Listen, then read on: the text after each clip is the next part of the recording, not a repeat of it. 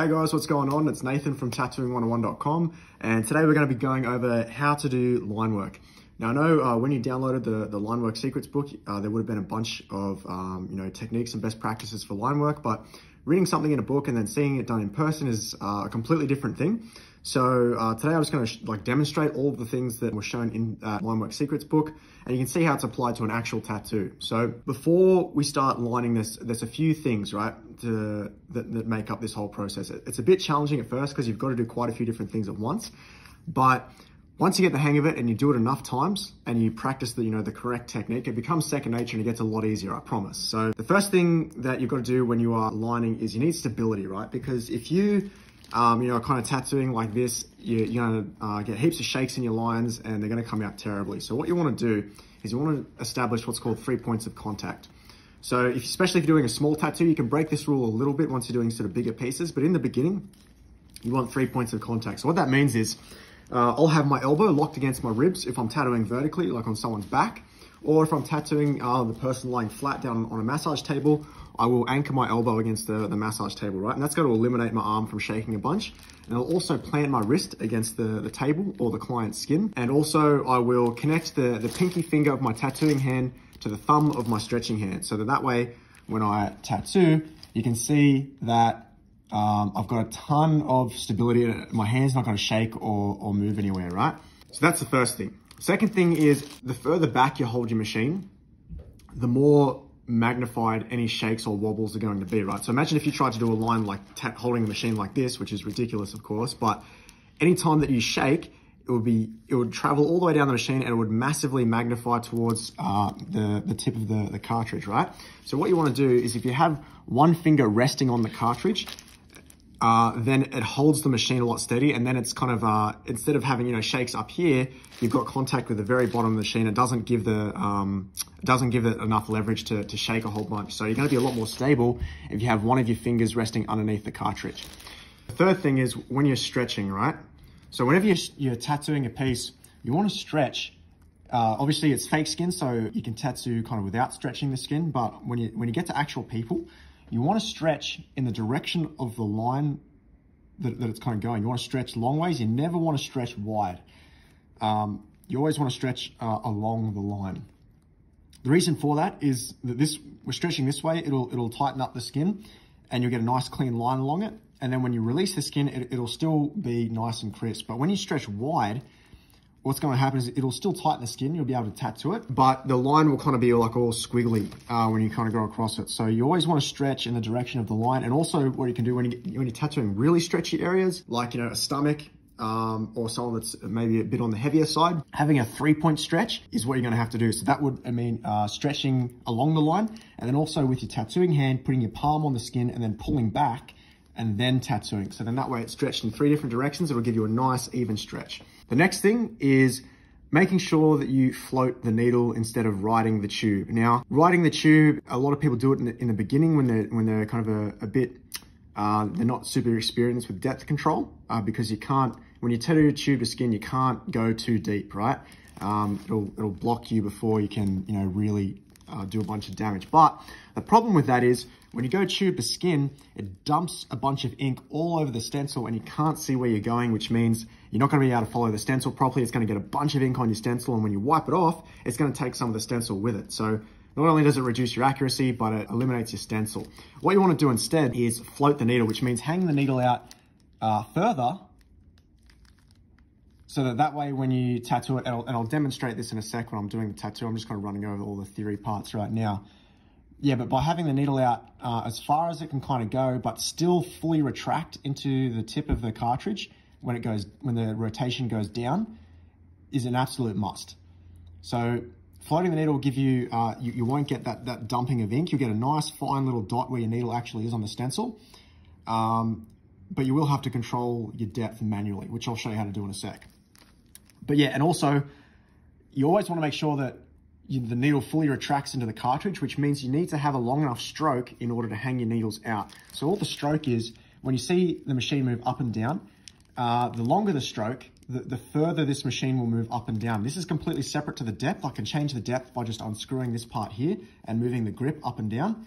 but the length that the needle will go up and down stays the same, and that's dictated by the stroke. When I line, I use a 4mm stroke, and that allows me to hang my needles out really far and still have them retract fully into the cartridge. Whereas if I was using like a 3mm stroke, it would still kind of hang out a tiny bit of the cartridge when the machine went down. Now, the problem with that is if your machine's not going back up into the cartridge, it's not pulling ink from the reservoir within the cartridge. And because of that, you're not going to get good ink flow, right? So even if you do everything else right, you get the stretch perfect, you get the angle of the machine perfect, it's not going to put a clean, solid line because there's just no ink in the needle. It's just doing damage to the skin and you're not putting enough ink in, right? So yeah, I like to use a 4mm stroke. You can use a 3.5, but I wouldn't go any lower than that just because it gets really difficult to line. You pretty much always having to go tube to skin at that point. So yeah, having a 4mm stroke helps a lot. The next thing is Vaseline, right? So there are other products that you can use for protecting your stencil. Like Green Glide is one that I've heard is really good. I haven't used it personally, but I hear it's really awesome and it doesn't clog up your needles. I've always used Vaseline, so that's, you know, kind of what I always use. But you just have to remember that you need Vaseline over the stencil so that the machine can glide along the skin and the needle doesn't get caught. But if you put too much on, it'll clog the needles, right? After the first few lines will be great, but then, you know, 10, 20, 30 minutes into the tattoo, you'll notice that, you know, it starts getting really difficult to put in a straight, solid line. And that's because, you know, if a bunch of Vaseline gets between, you know, the tiny needles, then that's not picking ink up from the reservoir in the cartridge, right? So you only want a very small amount of Vaseline. You shouldn't be able to see like any visible clumps on the skin, and it should be ultra thin. You know, you almost want to, almost don't even want to be able to see it. You want to, you know, have such a thin layer, but that's all you need. You don't need a lot of Vaseline. That's a big thing that I see, you know, a lot of beginners mess up as they put too much on. Use Vaseline sparingly, and if you want to experiment with stuff, I think Green Ink Ease, it's called, Green Glide, does the same thing as Vaseline, but, you know, apparently doesn't clog your needles. But I haven't used it, so I can't vouch for it. And the next thing is setting your depth, right? So earlier I spoke about using a long stroke and floating the needle. While that's great and gives you a lot of visibility, it also means that, you know, you have to control the depth and make sure that you don't go too deep. Now, the problem with a lot of rotary machines is that they're what's called a direct drive, which means it's a mechanical mechanism that just goes up and down and there's no give. And so if you push too hard into the skin, the machine's not going to back off. It's just going to keep crunching into the skin and hacking it up, right? So you need to use your fingers to set the depth. So what I'll do is you never want to, you know, tattoo like this, right? You always want to make sure that your fingers are setting the depth. And when I tattoo, my hand doesn't move. My fingers set the depth, and then I move at my shoulder, and I'm literally just sliding my hand across the skin. And by using those two fingers, it's like the guard on a pair of clippers. It just prevents my hand from going too deep, and I just slide along like that. So yeah, using the two fingers as like a guard to set your depth, and then that's kind of how I hold my machine. I have my middle finger under the cartridge and then two fingers underneath of that. This gives me stability by holding onto the cartridge, and then these two fingers allow me to set my depth and prevent me from kind of going too deep, right? When I spoke about moving my shoulder instead of my entire arm, you want to keep your hands still, because if you're trying, I mean, you can kind of get away with it when you're doing really small details, like maybe if this was like a realism piece and I was trying to get, you know, like really delicate looking feathers on the end of the arrow, I would kind of just, you know, just move sort of my hands and sort of do it like that. But when you're doing like clean, crisp, solid line work, my hand is perfectly still, and I pretty much move at my shoulder and almost hinge at my elbow, and my whole arm moves. I don't just kind of move my hand and try and do the line. My whole arm will move and my hand stays perfectly still, and I'm just, yeah, moving around kind of like that. That's really important. That'll give you a lot of stability as well. And also, when you are tattooing a line, you want to move the machine in the direction of which, you want to angle the machine in the direction at which you're moving. So for example, if I'm doing this line on this blood drop just down here, I want to make sure that as I'm coming along the line, you know, the needle is angled in the direction that I'm moving. What I don't want to do is tattoo like this and then come all the way down, because what's going to happen is I'm going to get a bunch of blowouts on one side, where I'll get a really nice sharp edge on one side, but then it'll the ink will kind of go on the skin, it'll hit the fat layer, and then it will blow out all on one side, and it'll look bad, right? So always have your machine angled in the direction that you're moving. Probably one of the last things is when you tattoo, like when you're tattooing fake skin, you get the luxury of being able to move it around and kind of twist it and stuff. But when you're tattooing a person, your ability to move is a lot less. I mean, you can kind of move all around the massage table. It's going to add a lot of time onto the tattoo, which means, you know, if you're charging by hour, the customer's going to have to pay more money, which means they're not going to be happy. So you want to be not as efficient as you can be, right? When you're tattooing people. So you're going to have to lose, like when you're starting out, you'll figure out one angle that you're comfortable with, and that you'll be able to do all your lines in that angle. And what you'll find is you end up turning the practice skin so that you're always tattooing at that angle, so you can always hit those lines, right? What you want to be able to do is, once you find one angle that you're comfortable with, for me, that was, you know, just pushing up. So whenever I have a line that's going like from here up to here, I will push. But if a line's going from this way up to that way, I'll hook in and pull. So the difference is when I'm pushing, I'll hold my machine like this, and the machine will rest between my thumb and my pointer finger, right? But when I'm coming towards myself, I flip the machine around. So instead of resting between my thumb and my finger here, it's resting on the knuckle of my pointing finger, and then I bring it towards myself, and then I'm able to hit lines like this. Whereas if I was trying to like push, I'd have to sort of move around the side and kind of go like that, and it's really uncomfortable. And if you're not comfortable when you're tattooing a line, it's not going to come out good. You always want to make sure that you feel super, you know, relaxed and nothing's like awkward. And then that's going to help you out a lot, and you're going to get way better line work if you do that. That's pretty much it for, yeah, getting clean, solid line work. If you apply all of those things, you're going to get a lot better results a lot faster. So now what we're going to do is I'm going to show you all that stuff in practice, and I'll just be explaining what I'm doing as I go through it.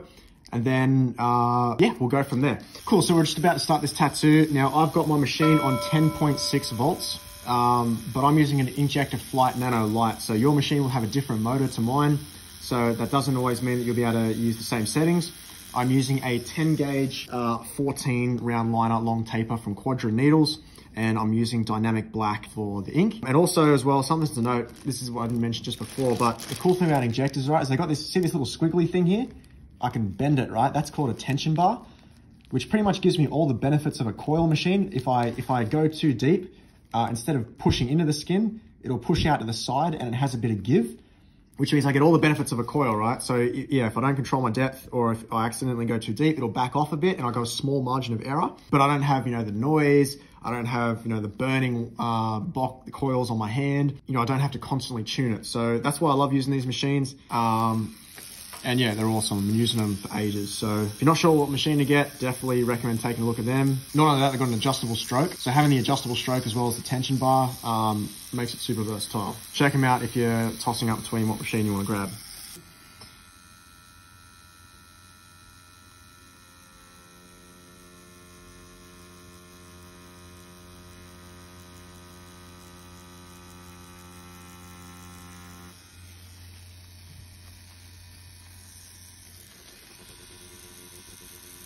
When you do pull up your lines as well, what you don't want to do is just stop tattooing a line, because what happens then, like if you're just tattooing and then all of a sudden you lift up your machine, then it's gonna leave like a massive kind of chunk at the end of your line. It's gonna be hard to kind of join the two up. So what you want to do is when you're lining, you want to taper out, so that you get a nice thin edge on the back of your line. So yeah, at the very end of your line, which you can easily join up to.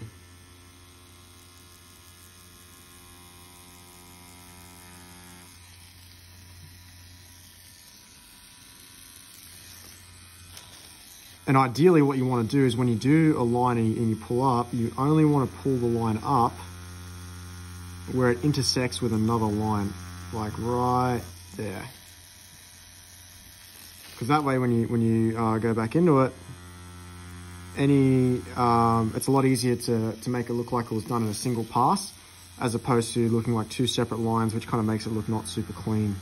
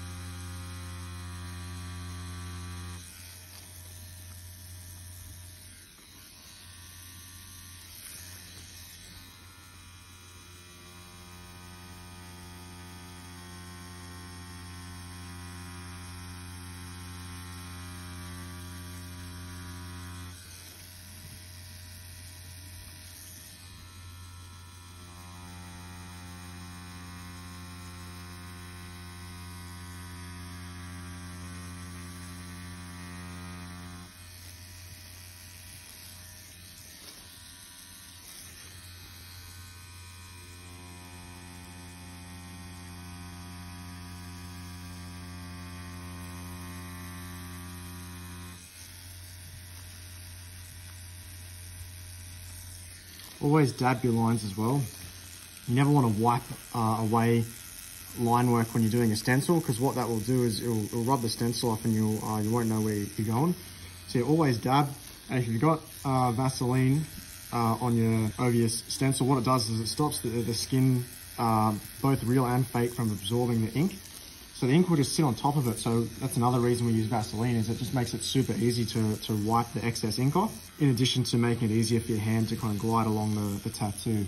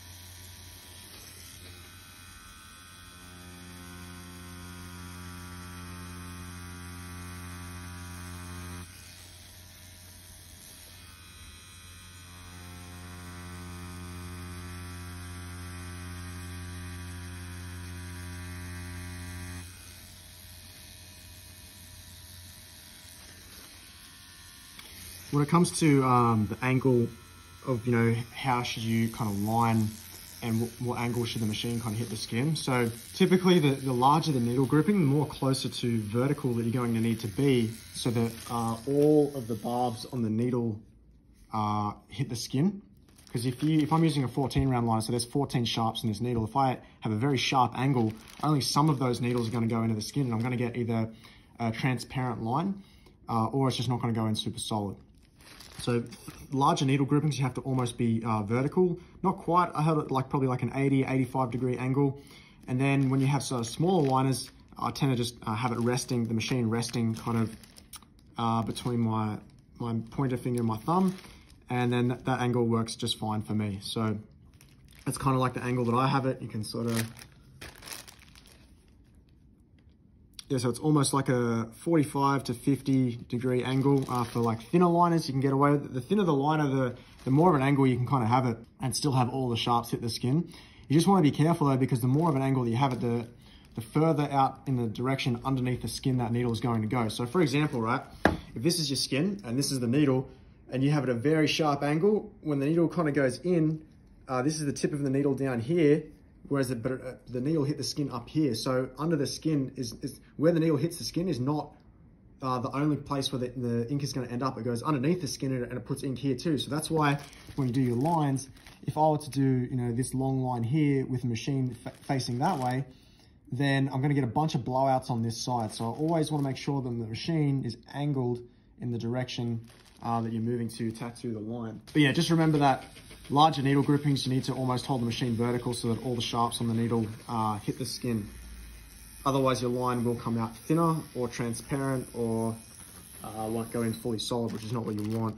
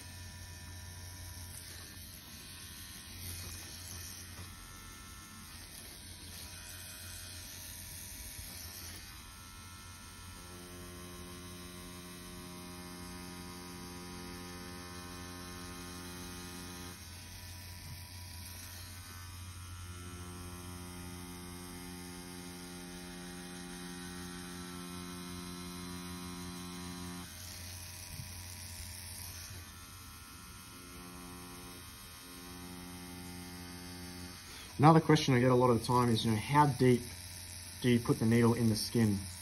Well, a lot of tattooists will kind of tell you, every person's skin is different.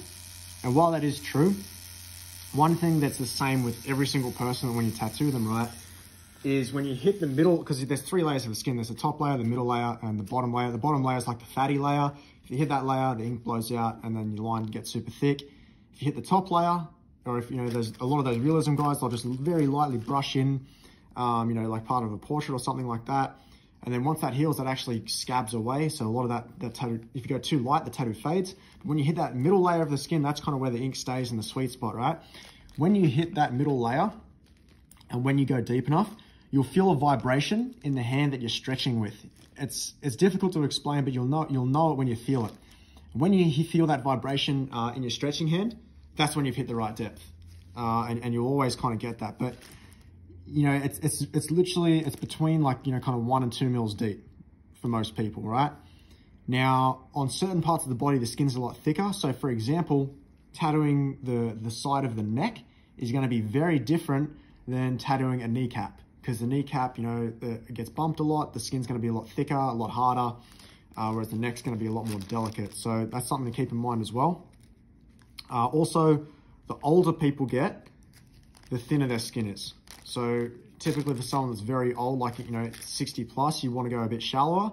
And also men tend to have thicker skin as well. So when you're tattooing women, you want to be a bit more delicate. But age probably plays the most factor. Younger people have thicker skin, but as people get older, the skin gets thinner and more delicate. And when you get, when you tattoo really old people, like 60s, 70s, it's almost like tissue paper. You have to be so delicate. You've got to turn your machine right down. You pull the depth right back in, just because, yeah, it's so easy to shred up older skin.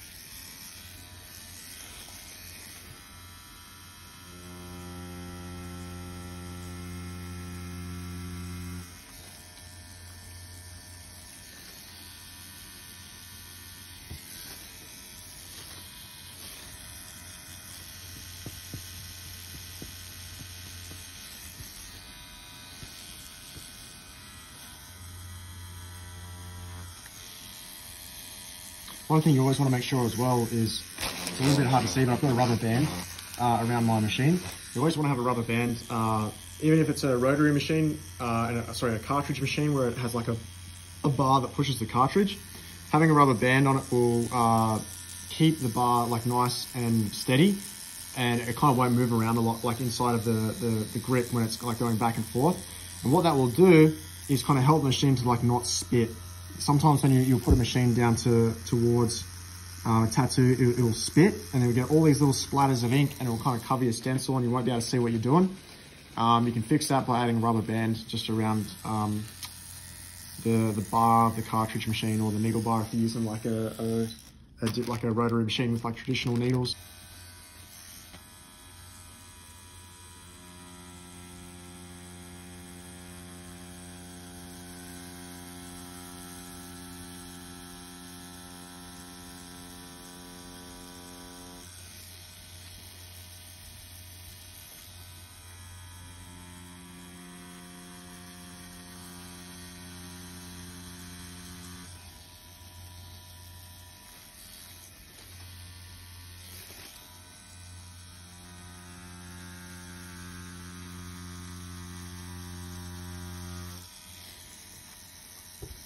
See how in that part where I stop that line, I tape it out.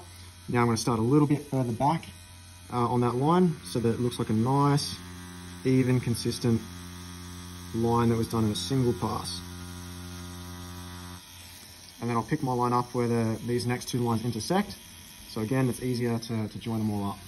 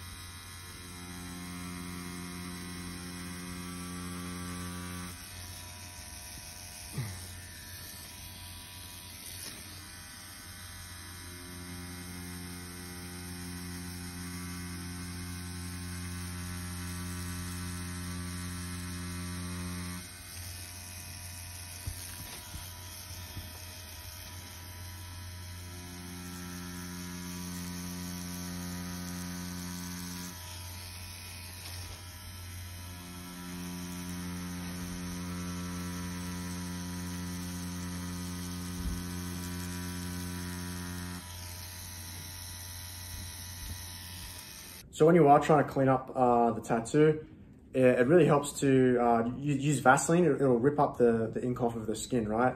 Green soap doesn't quite do it. You kind of just, it doesn't sort of matter how much you rub, it won't come off. But using Vaseline, it'll stick to the ink like glue, and it'll just rip it straight off. So.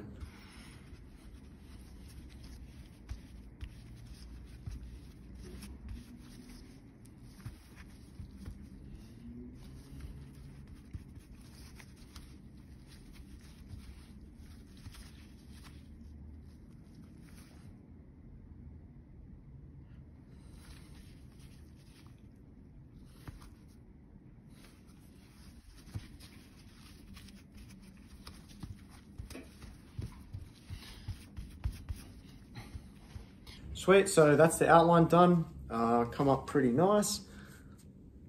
Just done both of them there. Keep an eye on your inbox. We're gonna have a couple more tutorials coming out through the next couple of days.